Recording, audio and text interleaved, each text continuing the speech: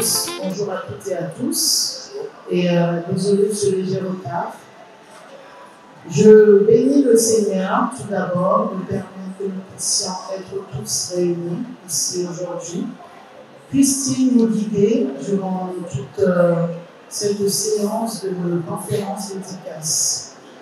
Donc, je suis Sandra Yuka, originaire du Congo-Brazzaville, conférencière, auteur-écrivain et présidente de l'association AIR, Association internationale Renaissance, qui œuvre à soutenir et accompagner les victimes de détresse psychologique au sein de la cellule familiale et tout ce qui est dérivé de la santé mentale en Afrique. Parce que malheureusement, de nos jours, encore aujourd'hui, les violences psychologiques sont des sujets très tabous, dont on parle peu, ou quasiment pas.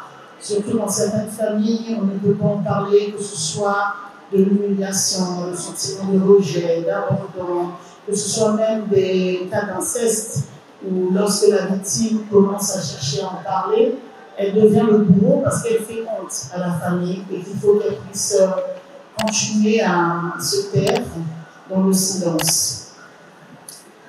Donc, je tiens à vous remercier pour votre présence ici, afin de partager ce moment si particulier avec moi, car c'est avec une immense émotion et une profonde joie que je vous présente mon essai, Le lien qui aiguisa mon âme, un ouvrage qui retrace mes échecs, mes erreurs, mes blessures, mon parcours au sujet des violences psychologiques et de la maltraitance familiale. Écrire ce livre a été pour moi un processus à la fois douloureux et libérateur.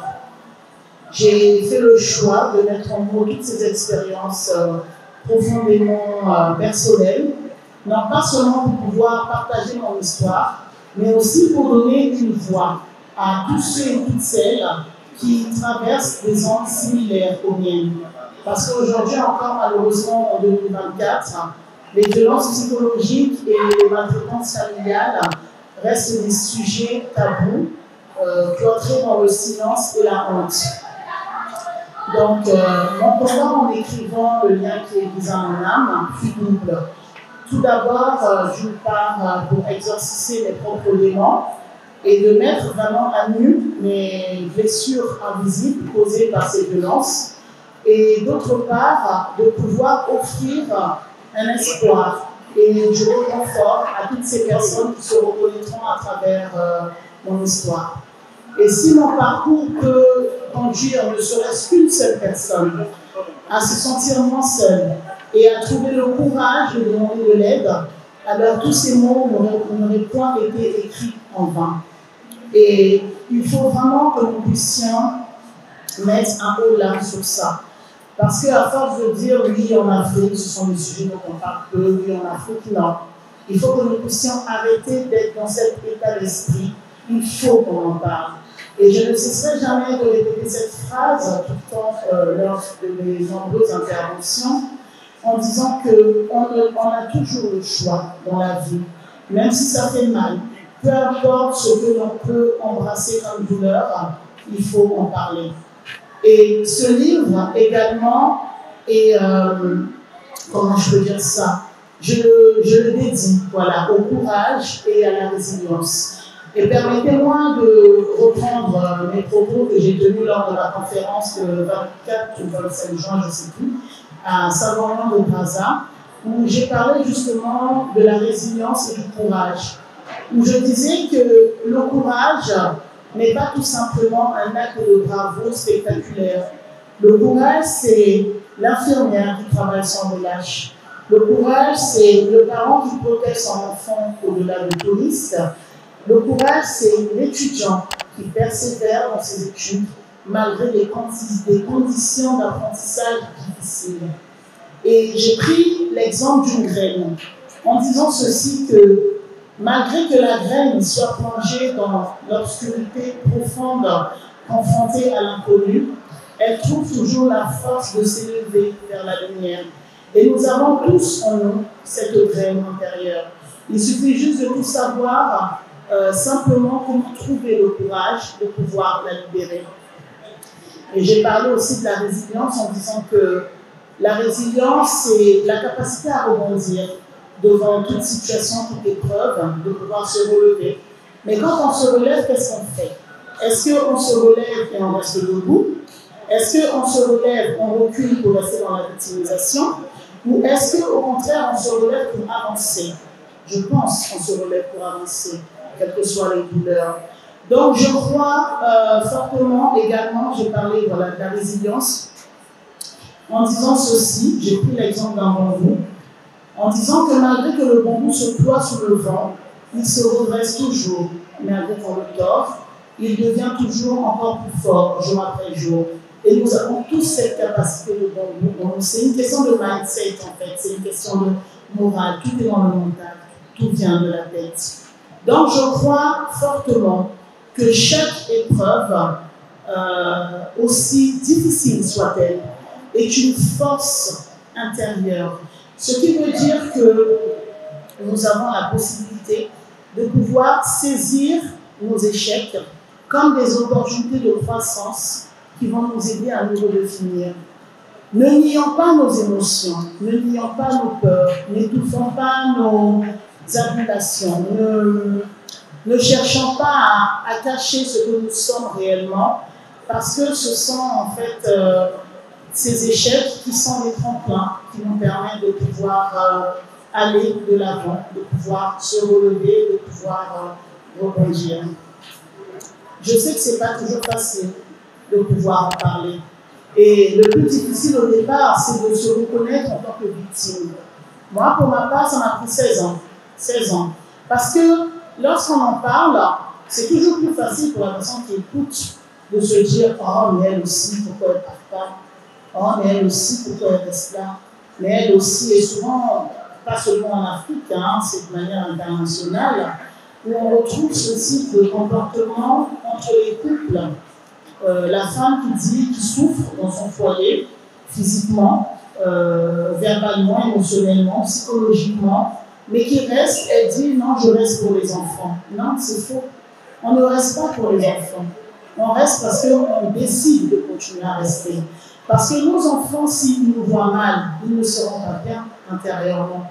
Et comme je disais, moi, il m'a fallu 16 ans, le temps de commencer à me demander qu'est-ce qui n'allait pas chez moi, le temps de me poser la question de me dire, mais il y a un problème avec moi, le temps de me dire, ah, mais réellement, je suis victime de telle ou telle chose, le temps de réaliser et le temps de prendre la décision de partir, parce que souvent, entre prendre la décision et décider de partir, il peut se passer 20 ans. Hein. Ce n'est pas quelque chose de facile. On se dit, on part, mais on est retenu par le lien affectif. On le priorise. On se dit, non, c'est quand même mon père, je ne peux pas lui faire ça. Non, c'est quand même ma mère. Non, c'est quand même mon enfant, c'est mon mari. On trouve toujours des excuses. Mais est-ce que ces personnes-là, lorsqu'elles décident de vous faire du mal, elles se soucient réellement de vous? Je ne pense pas. Et ça fait d'autant plus mal lorsqu'on n'en parle pas. Si c'est difficile de pouvoir en parler en milieu familial, parlez à un voisin. Si vous ne pouvez pas parler à un voisin, parlez même à un passant dans la rue.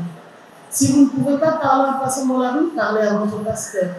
Si vous ne pouvez pas parler à un pasteur, parlez à votre collègue de travail, à votre collègue à l'université, à l'école. Mais parlez.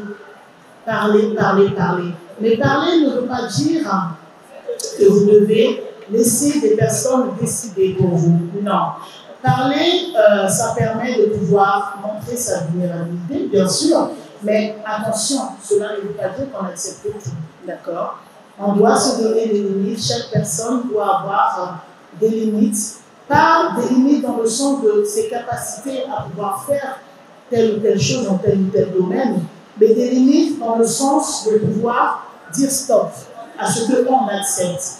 Parce que notre comportement définit de la manière dont les gens peuvent et surtout doivent nous traiter. Et je vous dis que garder ces douleurs de manière interne, c'est ça qui vous cause encore beaucoup plus de maladies qui se ressurgissent de manière physique. Après, c'est le corps qui parle, on a des maux de tête, c'est récurrent. Après, c'est des maux de dos. Après, on a mal à la dent. Après, on s'en rend un petit peu dans la paranoïa, après on est délaissé, on n'a plus goût à quoi que ce soit. Et c'est des choses qui se font de manière évolutive, hein. C'est pas d'un coup, ça arrive au fur et à mesure, ça peut se faire sur 12 mois, 24 mois, ça dépend en fonction de l'individu. Et le jour où vous vous rendez compte, c'est un peu comme le champignon domestique qui ronge votre habitation. Il mange le bois. Vous vous rendez pas compte parce qu'il est petit, le champignon, il n'apparaît pas. Il va ranger le bois, il va ranger le bois jusqu'à ce que la maison s'effondre. Au moment où vous vous rendez compte, c'est trop tard, la maison c'est vous-même, c'est votre corps. Il n'y a pas une personne, pour terminer, je vais vous dire ceci, il n'y a pas quelqu'un sur cette terre qui vous aime plus que vous-même. Votre père ne vous aime pas plus que vous-même. C'est pas méchant ce que je dis là, mais c'est vrai, d'accord? Votre mère ne vous aime pas plus que vous-même. Même votre propre enfant ne vous aime pas plus que vous-même.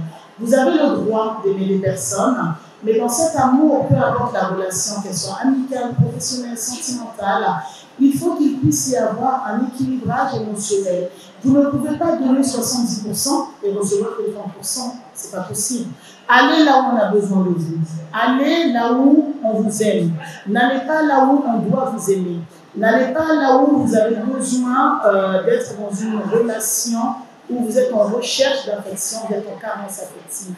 Même si vous devez rester seul chez vous à manger des arachides, et quand on vous invite sur une table où il y a divers plats, n'y allez pas. Mangez vos arachides là où vous vous sentez bien.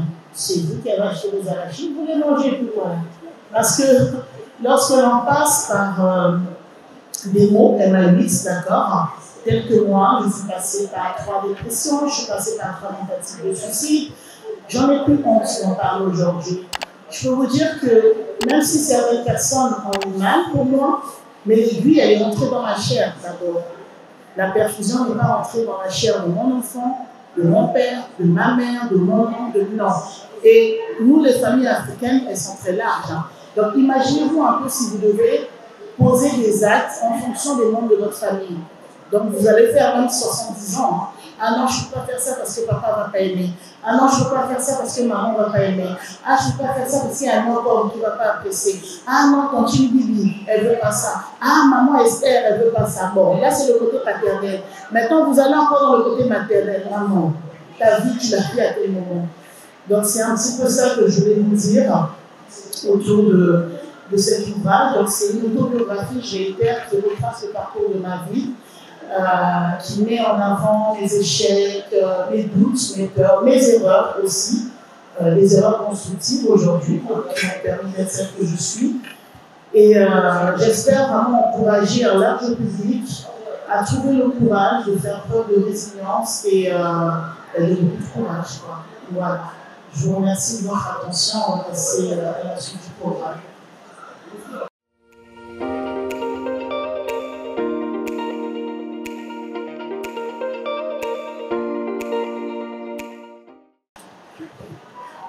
Donc, je vais vous lire le chapitre 5, que j'aime beaucoup. Bon, j'aime beaucoup tous les chapitres de mon livre, hein. Mais plus personnellement, le chapitre 5, qui dit tomber, s'accrocher, se relever. Je vais vous lire une minute. Alors, voilà.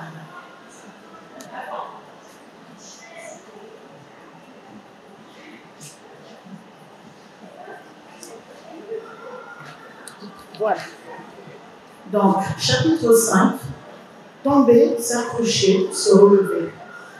En raison de la trahison que j'ai subie, avec son lot de calomnies et de mépris envers ma vie, mon esprit se sent envahi par le ressentiment et la douleur. Dans cet océan d'ombre, je recherche la lueur. Suite à tous ces déballages, je me retrouvais dans un état second dans cette agence. Je perdis mon sang-froid et me mis à pleurer. J'avais mal, car j'avais dépensé mon énergie en vain et dilapidé mes économies. J'aurais dû conclure les commandes pendant mon séjour en Chine plutôt que de les compter pour rejoindre Karaba. Comment Kopiana avait-il pu me faire ça après 5 années de collaboration? Il s'était bien foutu de moi. Comment m'en sortirais-je avec les enfants fauchés comme je l'étais? Pourquoi Dieu m'infligeait-il ça, alors que je faisais tout pour m'en sortir malgré les échecs, je tremblais de colère? Témoin de mon mal-être, M. Luc, mon interlocuteur à l'agence, m'apporta un verre d'eau et me consola pendant quelques heures. Vous vous êtes fait escroquer, ma sœur, c'est difficile à dire, mais la seule chose que vous pouvez faire dans ce genre de situation est de rendre grâce à Dieu. Vous êtes malade, rendre grâce après avoir perdu plusieurs millions d'investissements? Ça ne va pas ou quoi, docteur Cage? Insultez-moi si cela vous chante. Mais tout finit par passer, madame. Il faut toujours croire en Dieu. Lui seul sait pourquoi et vous comprendrez cela un jour. Toute contrariée, je décidai sur le champ de rentrer chez moi afin de ne plus avoir à entendre ces phrases dont la connotation en ajoutait à ma peine. Ceci dit, des années plus tard, en repensant à cet épisode, je finis par donner raison à M. Luc. Pour renouer avec le cours de l'histoire, ce jour-là, lorsque je fus de retour à la maison, je passais la nuit à pleurer, à fumer, cigarette sur cigarette, et à boire encore et encore. Je me disais intérieurement, de toute façon, Karaba a raison. Au final, je n'apportais des problèmes dans ma famille. Après 2 nuits à brailler du noir, je réalisais que je n'avais pas d'autre choix que de me relever.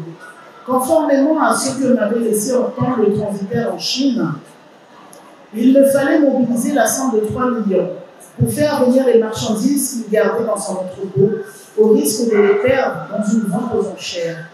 Je commençais à réfléchir à de multiples solutions, car j'avais mis tout mon argent dans ce projet.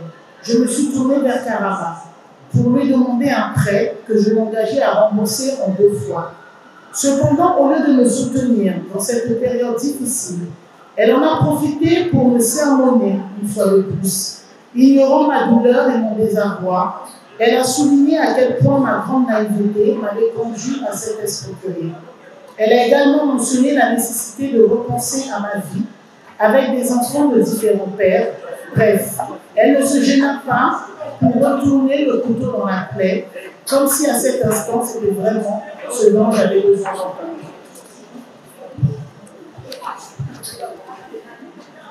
Dieu n'abandonna jamais ses enfants. Une occasion de 3 millions se présenta à moi. Alors que je me trouvais au bord du gouffre, le salut me vient d'une vieille affaire que j'avais furtivement mentionnée dans la narration auparavant.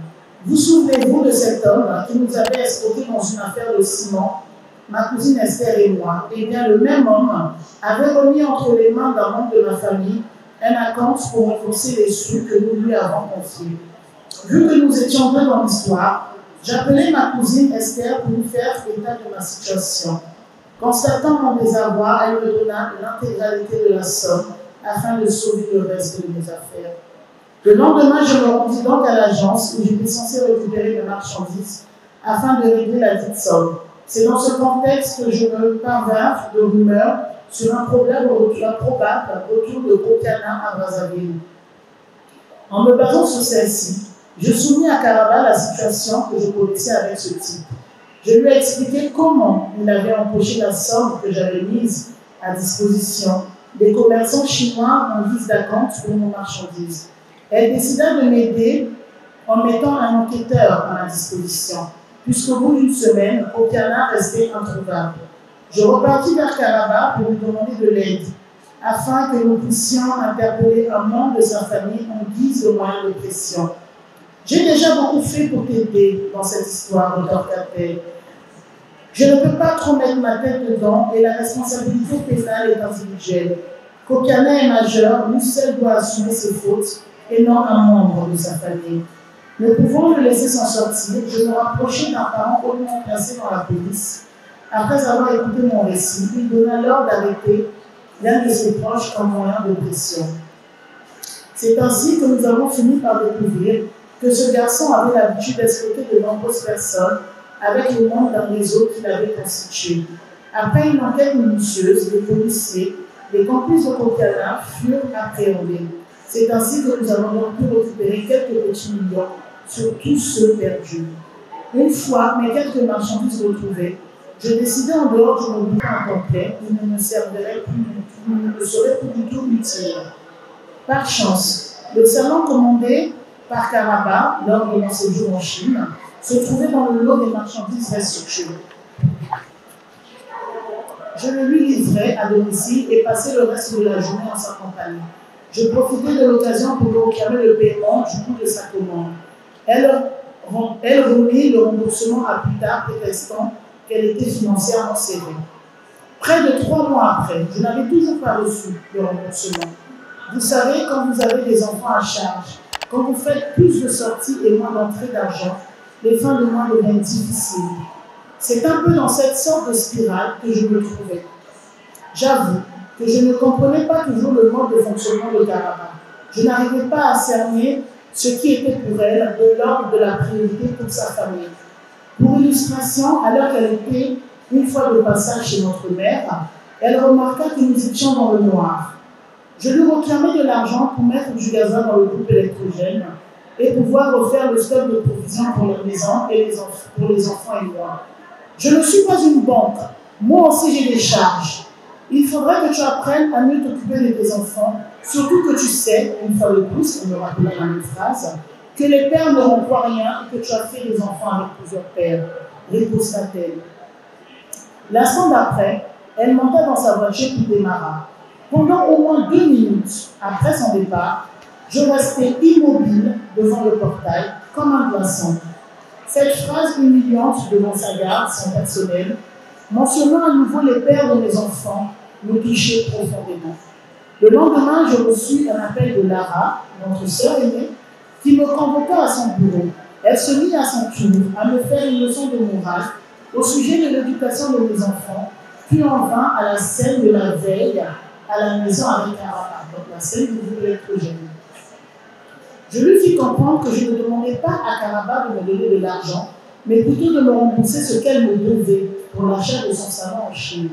Lara la contacta alors devant moi pour rétablir la vérité sur mes intentions. À ce moment, elle répondit n'avoir pas saisi que c'était de cette somme qu'il était question et qu'elle ferait le nécessaire pour me rembourser. Je sortis du bureau de Lara à nouveau choquée par la réaction de Karaba. Comment pouvait-elle continuer à faire autant de semblants alors qu'elle savait que je venais de me faire arnaquer près de 30 millions? La bonne nouvelle, c'est qu'elle finira par me donner un acompte près d'une semaine après. Donc 3 mois. Ouais, 3 mois à peu près. 1 an après, que je me sois lancée dans la quête de la paix intérieure à travers la prière, je fis la rencontre d'un nouveau petit ami. Ce dernier se prénomme Georges. Le contexte de notre rencontre se résume à un contrôle routier, un soir où j'étais de sortie avec des amis. L'une d'entre elles me connaissait et après avoir longuement échangé sur ce barrage, où nous nous retrouvâmes par le plus grand des hasards, elle lui proposait de se joindre à nous pour le reste de la soirée. C'est ainsi que nous fîmes connaissance, lui et moi, et décidâmes par la suite de nous mettre ensemble. Après 1 an de relation, j'ai décidé d'en parler à Karaba, afin de lui présenter. Je me souviens comme si ce fut hier, du jour où j'ai abordé le sujet avec elle. Je m'étais rendue chez elle pour la soutenir dans les démarches de son divorce, alors que je venais de lui parler de Georges. Karaba me tournait en ridicule une fois de plus devant ses employés. Sandy, donc c'est mon nom de scène dans l'ouvrage, me parle de rencontrer un de ces nouveaux hommes, s'exclama Karaba. Donc elle demanda au laveur de voiture et son aide de camp et le gardien. Qu'est-ce que vous en pensez? Demanda-t-elle à Tom, mon employé de maison qui m'avait accompagné chez elle. Alain à son aide de camp et au reste de ses employés. J'étais une fois de plus sous le choc de cette humiliation. Ta sœur te parle d'un sujet important et tu demandes l'avis de tes employés en ricanant. Oh là là, nous trouvons que c'est trop tôt, hein. Il faut attendre, répondirent les employés de Karaba devant moi. Humilié jusque dans l'âme, je retournai chez moi ce soir-là les yeux pleins de larmes. J'ai expliqué cela à Georges, mon compagnon. Fais attention avec ta sœur, elle n'a pas un bon fond, lâcha-t-il. Même si je l'aimais, j'étais tellement accrochée à Karaba que je ne permettrais pas à mon prétendant de la juger. D'ailleurs, je me fâchais contre lui. Il semblait pourtant que je n'allais pas tarder à me confronter à nouveau aux moqueries de celle que je défendais.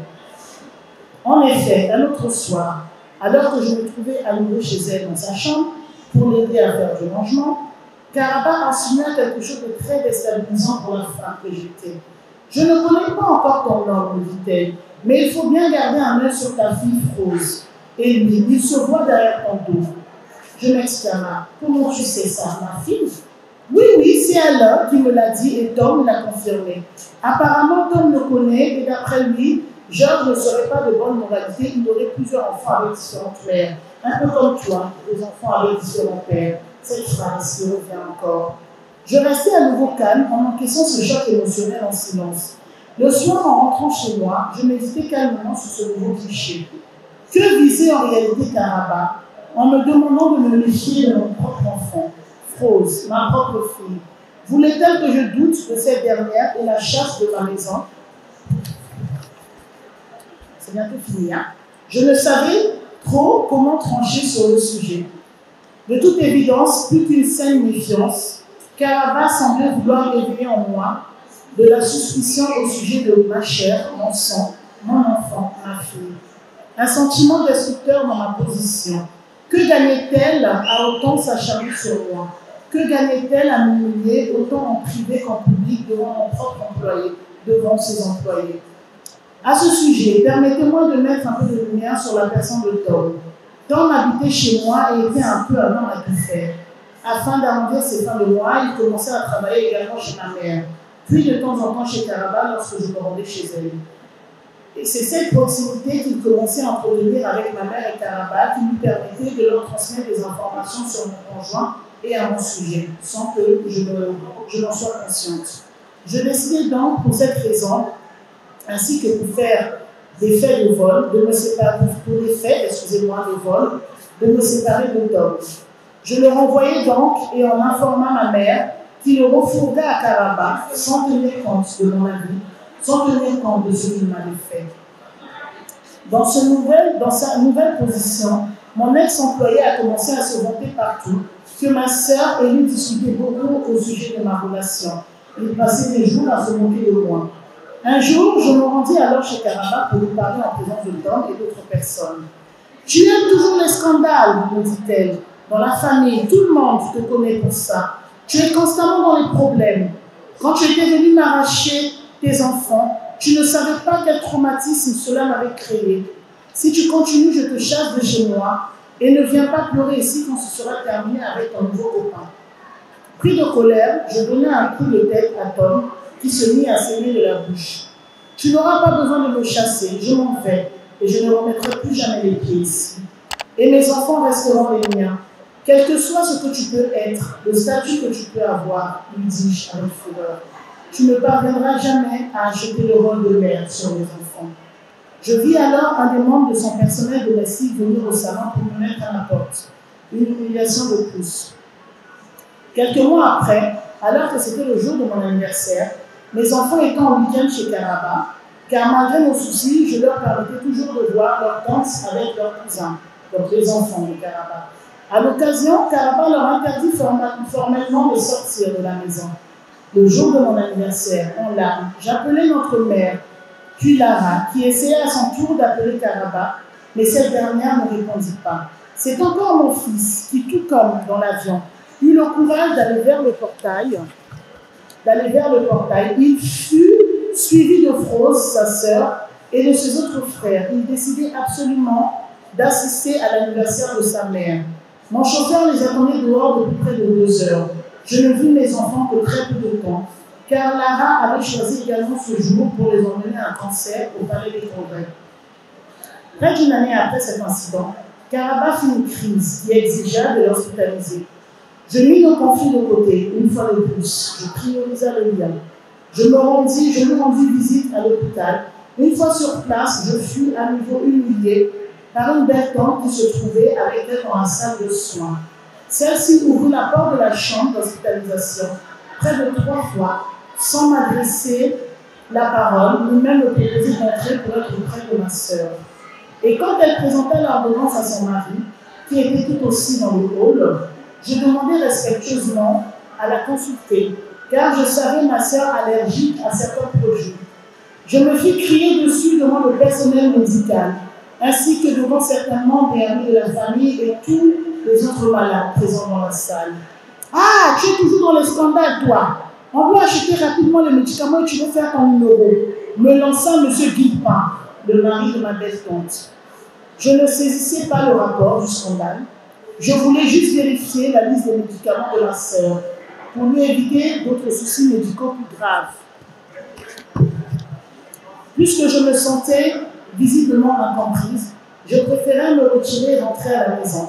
Le lendemain, ma mère fit savoir que ma sœur était rentrée, que je pouvais aller la voir. Au bout d'une moult hésitation, je finis encore par y aller, malgré l'obligation. Je me disais, c'est ma sœur. Je trouvais ma sœur dans un état déplorable et la soutiens pour manger. Elle se justifiait en disant que c'était Tom Alain et une ancienne amie à elle qui venait me critiquer auprès d'elle. Je lui répondis que ce n'était pas le moment de régler les comptes et qu'elle devait se rétablir. Elle me proposa de l'accompagner à Paris afin de l'assister lors de ses soins. Je lui fis comprendre que ce n'était pas possible, car j'avais déjà d'autres engagements pour une fois. Je préférais me donner la priorité. Oui, pour une fois. Et c'était peut-être le début d'une petite évolution. Et ça, ce sont des pépites que j'apporte à chaque chapitre. Concernant ce chapitre que je viens de vous lire, je dis ceci. La puissance de l'action de grâce et de la gratitude. Le monsieur de l'agence qui m'a aidé à contacter les commerçants chinois et grâce à qui j'ai découvert les actes de malversation de Kopiana, m'avait demandé de rendre grâce à Dieu. À ce moment-là, à l'époque, j'étais tellement en colère et triste que ses conseils me semblaient provocateurs. C'est bien des années plus tard que je finis par donner raison à mon interlocuteur de l'époque, car je remercie Dieu d'avoir permis ce malheureux événement. Il m'a permis d'ouvrir les yeux pour me rendre compte du danger que pouvait m'arriver, que pouvaient m'attirer mes économies aux sources malsaines. Dieu me parlait à travers ce monsieur de l'agence, mais j'avais du mal à me rendre compte sur le coup. C'est pourquoi les Saintes Écritures disent « Dieu parle cependant, tantôt d'une manière, tantôt d'une autre, et l'on nous prend point garde. » Dans ma décision de changer de vie, Dieu ne voulait pas que j'investisse dans une nouvelle entreprise avec des fonds provenant des services d'escorte que je proposais. Les événements négatifs ne doivent pas toujours être vus de manière pessimiste. Ils peuvent enfermer en eux la graine d'une bénédiction, d'un bonheur, même si cela n'est pas évident en apparence. Pour finir, comme le dit une parole des Saintes Écritures, toute chose concourt au bien de ceux qui aiment Dieu. N'avez-vous jamais eu une panne de réveil qui vous a fait rater un rendez-vous crucial, vous mettant en colère à ce moment-là, puis par la suite vous apprenez qu'un terrible accident s'est produit sur la route que vous auriez dû emprunter. Vous réalisez alors que c'est probablement parce que vous avez trop dormi que vous avez échappé à la mort. N'avez-vous jamais voulu rendre visite à une personne que vous pensiez être votre ami, votre proche, comme on dit vulgairement le pire, et après l'avoir appelée pour la prévenir de votre visite, elle raccroche mal et vous laisse entendre tout ce qu'elle pense réellement de vous. Il y a des événements que Dieu permet dans nos vies, pas pour nous causer du tort, mais pour nous protéger d'un danger ou encore nous révéler la réelle face des personnes qui nous entourent. Cultivons la gratitude envers Dieu, car cela donne du poids à nos expériences de vie les plus difficiles. Optons pour une attitude de reconnaissance envers Dieu, car cela peut engendrer une force bien plus puissante que celle de la méchanceté humaine que nous avons endurée. Je vous remercie.